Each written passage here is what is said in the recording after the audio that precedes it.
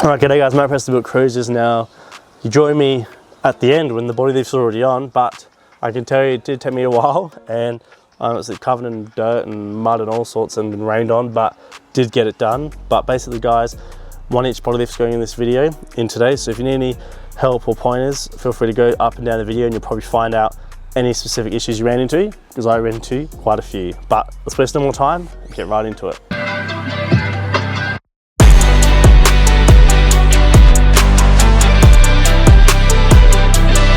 Okay guys, body lift now. Basically, watched a few videos. I think we're going to put these factory side steps back on. Luckily I still kept the bag, even named them side step bolts, so pretty stoked about that. Took me an hour to find them, but I knew I'd done that. But basically these are going to go back on, so when we get the jack, we can use that as a point to lift up, because this is a pinch sort of weld here, and there's just no way to get a nice lift on that without like munting that whole side. So someone else has done this, so it does work, but it will be a lot of weight for these alley steps, and then we'll flex, but should work.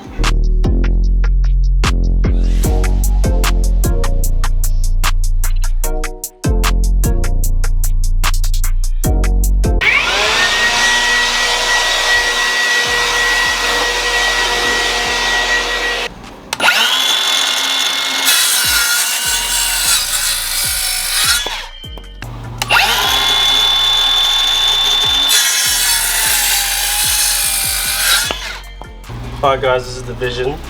It's a little bit, you know, I want to recommend everyone do it like this, but basically trolley jack doesn't go, you know, it goes so high. So we have two blocks like this, and then we've got double support / bracing from these big wide blocks, which will spread the load across two supports instead of one, so it's sort of like double strength. I've seen other people online that have just done one, I've done two, sort of thing. So although it looks dodgy, it's technically have twice the amount of support as other people's attempts. And then basically there's a really nice flat solid bit of steel on these steps here, so put that in the middle the best I can. We'll see that's now enough height to give us a real go. Remember, we haven't even started the actual body lift part yet. This is just to set it up right so we can lift the body safely. It's definitely not the most safe option, but it should work. So this should start lifting the whole car. Alright guys, front seats coming out to get the body lift access, which is underneath.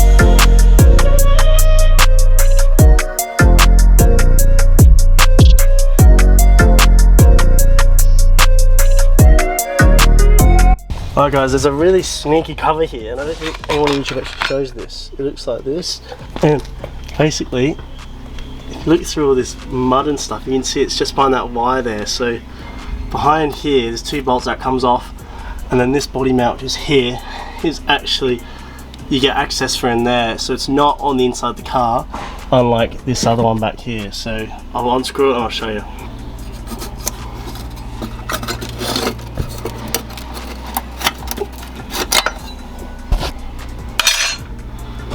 Alright guys, just up there, put your hands up in there, that I'm touching the top of the body mount now, so just get that one off there. Also guys, for the other side, because the diesel filler's there, you kind of want a sort of a sharp bit like this to really get in there, because you've only got like so much to play with. So that's just what I used, but probably recommend something like that.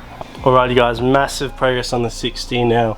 Basically the reason the carpet's still half in, and also why it's all out entirely, is because I'm going to be doing Sound Editor at the same time, because as you can see it's fully, I've got to rip up a lot of it anyways. So if you're doing a body lift, you don't have to take all this out, but I am basically gonna take it all out because it's easier. So what we've got here, all this sort of your leftover material from the little foam here, sound deadener stuff here, will have to come off for it to stick properly, but that doesn't matter. So for now, body lift wise, engine's exposed, one of the footwell, one just behind the seat, and then this one in front of the seat, and then if we come over here, there's one there at the back, and then there's one under here which you get from underneath. So driver's side's fully exposed. Now this side, this is obviously the big issue because as you can see we've got a massive 12 volt setup here, and this is pretty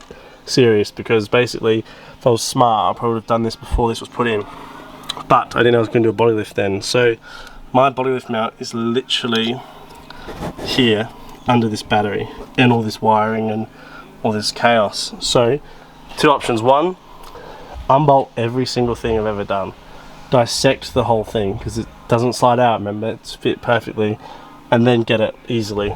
That could take a whole day. Or option two, a bit more cowboy, is unbolt just the battery, take that out, then I'm going to buy a multi-tool because I used to have a multi-tool but it got stolen, so I want to buy a multi-tool. And basically if you look here at the bottom, it might be hard to see in camera, you can see there, but this is just 19mm form ply. So basically if I get the wires out of the way, I can literally just multi-tool a square at the bottom of the floor, which won't really affect it at all. It'll be under the battery, you won't even see it, and that will just be enough, because if we come to the other side, this is exactly what it's going to look like when we multi-tool it. It's going to look like that. So I'll multi-tool a little square like that, and then full access to the body lift, and I don't have to unwire everything other than the battery compared to literally every single component, which would just be a nightmare. So I think this is the best way for me to go about it.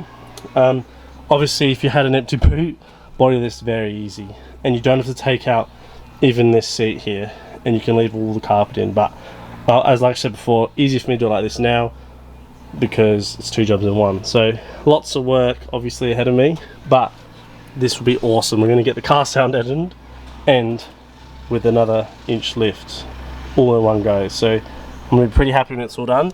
But yeah, I've got some late nights ahead of me.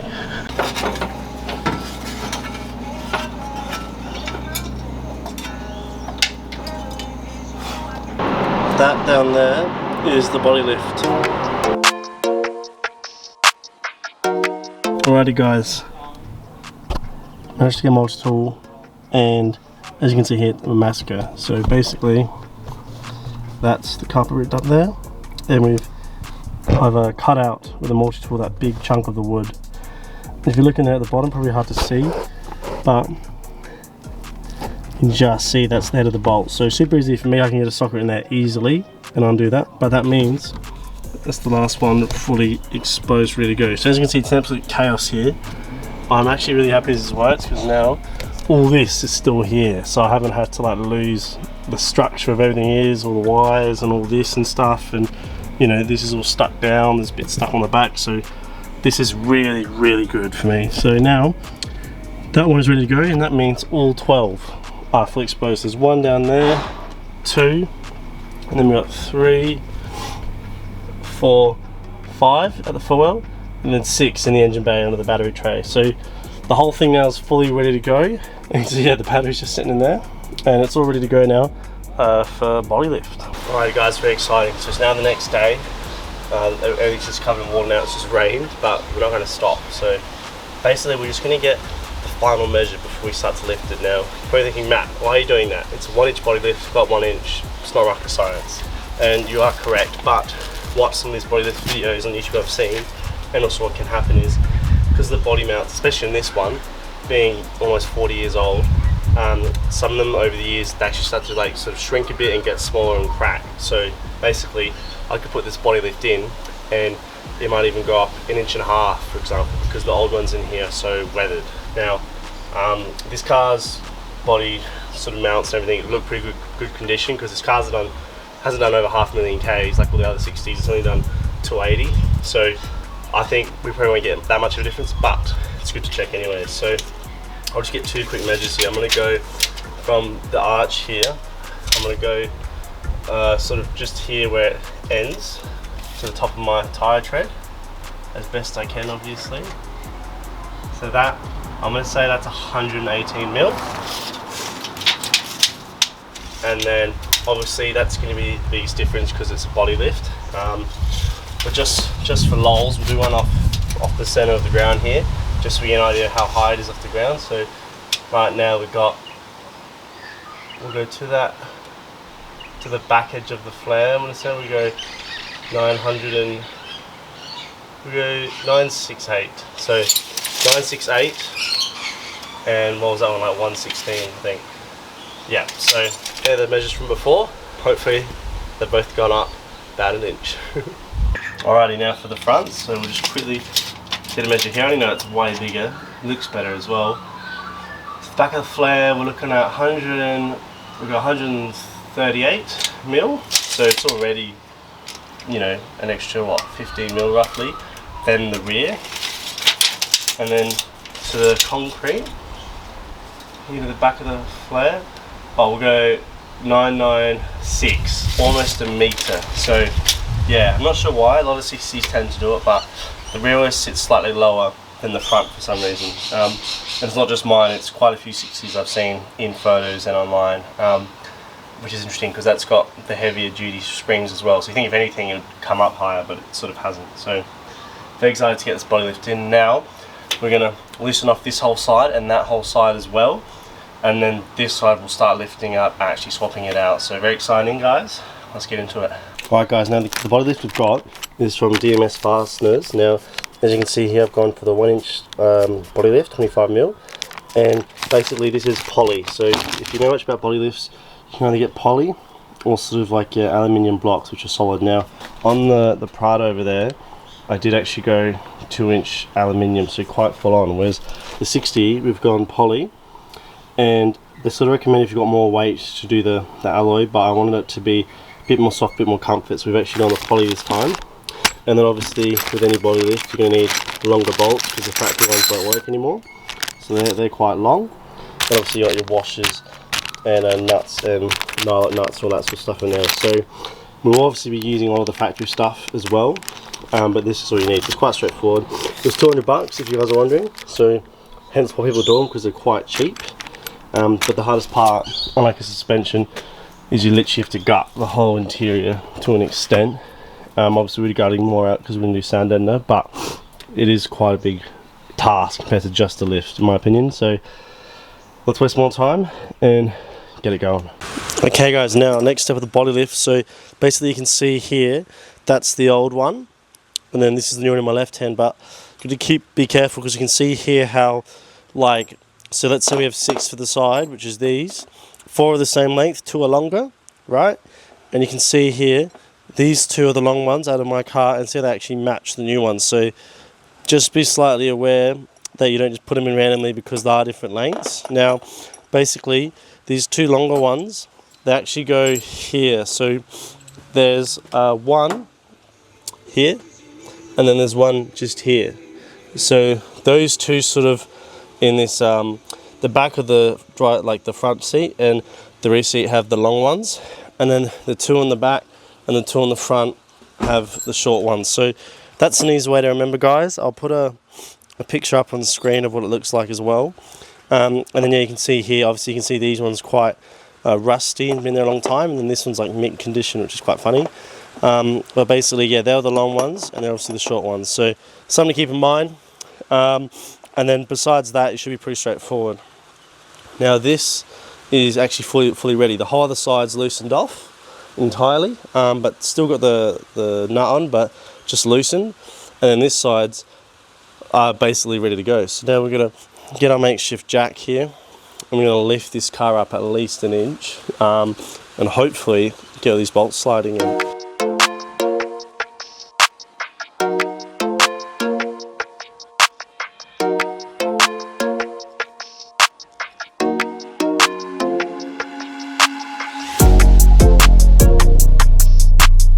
Alright guys, so basically what we want to do is try and pop this bolt up and out the way. You can either just lift it out the top or sort of do what I'm doing here and feeding it up from this side.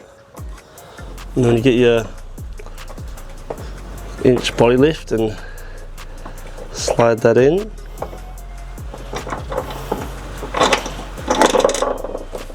And then my bolt fell in the car, so I'm gonna go back in the car and just get that and push that back in. Right now that's it, I'm gonna get my nylock nut, and I'm actually using the old washers because they're actually a lot thicker and stronger, and I can hopefully show you guys that here. Pretty hard to see, but the one on my right is the old one and it's a lot thicker and stronger, so I'm actually using the old ones, but then using the fresh nylock nut there. So then obviously once that in, it's not easy sometimes, but then push that washer in and then get that finger tight ready to go. Now you will see as well, even in this one, like there's almost an inch here left over, and I'm curious if you do a 2-inch body lift, if these use the same screws, just so it's easier and cheaper, you know, for the company to get them out. So don't be too alarmed if you have like an inch of thread like I do here. I think it's just so it can do also a 2-inch body lift.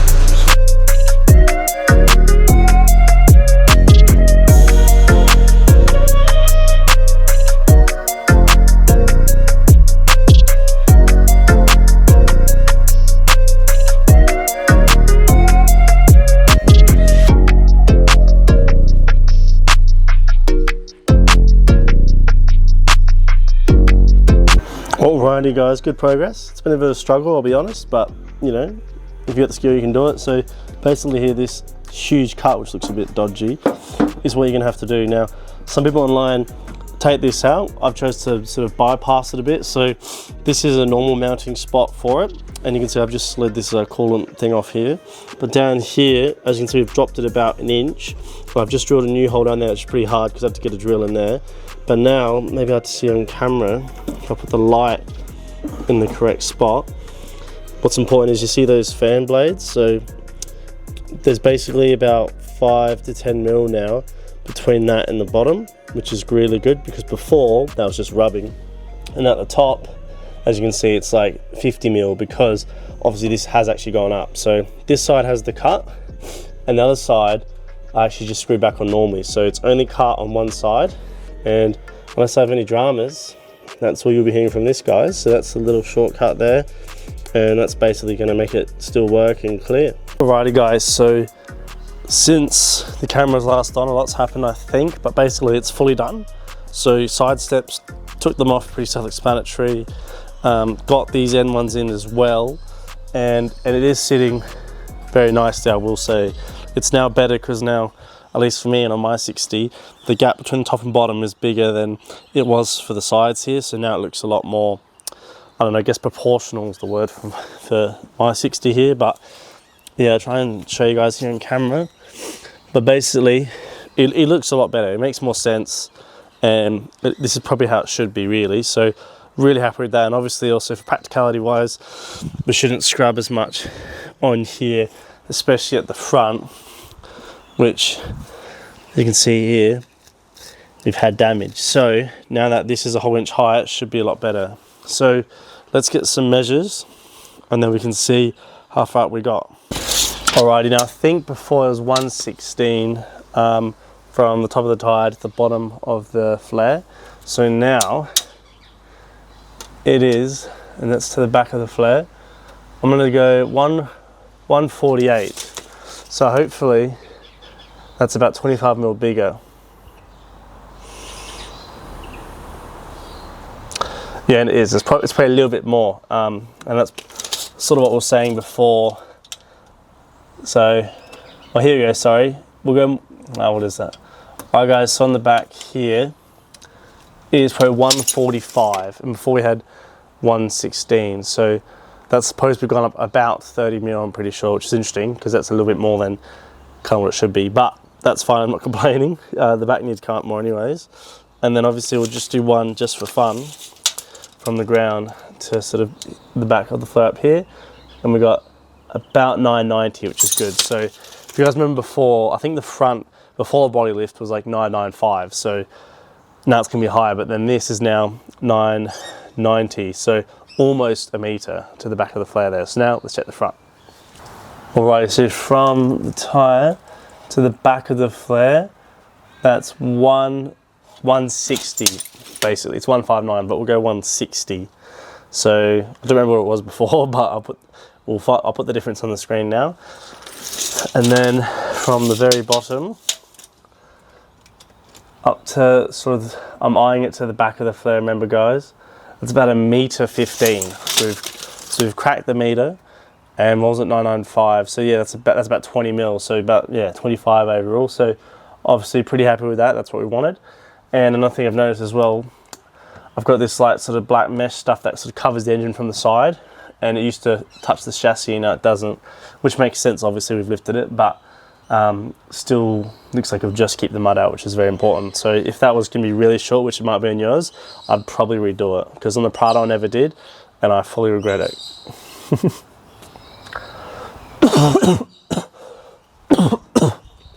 Okay guys, another really handy tip for when you do the body lift that I noticed. On my first go, you may have seen in camera, but I had the trolley jack for me. I had it sort of here, almost in the middle of the side steps, which I thought would make sense, but actually when I lifted it up fully, it didn't get the last two. Like the jack on max height and everything, it wasn't high enough. So basically, I put more bolts in this part of the step, and I put it here, like literally where my hands are, and lifted up there, and then it worked. So, but then I went to the other side, I did it there first go, and it worked straight away. So guess what I'm trying to say is, if you want to get it in one go and save time, make sure you put your jack about here in this area. Don't put it over there, put it more towards the back. And yeah, if you go up, you should be able to easily get your body lift in. Alrighty guys, now obviously the body lift, if you have a rear bar like me, you will see a difference in how it lines up, and I'll show you that. So just here, you might not be able to even tell that much, but I can, but there's an inch gap here before basically, which was there before, but it was more like a 5-10 mil gap. Now obviously the body went up, but the chassis and everything to the chassis didn't move. So something to keep in mind guys. And luckily with this sort of smaller body lift being a 1 inch, most people do 2.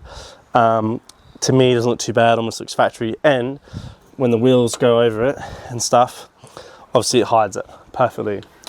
So whereas on the Prado I had a 2 inch body lift, had to modify the front and rear bar, which can be tricky if the rear bar has a tow hitch in it and you want to get it really structurally strong. So what am I trying to recommend?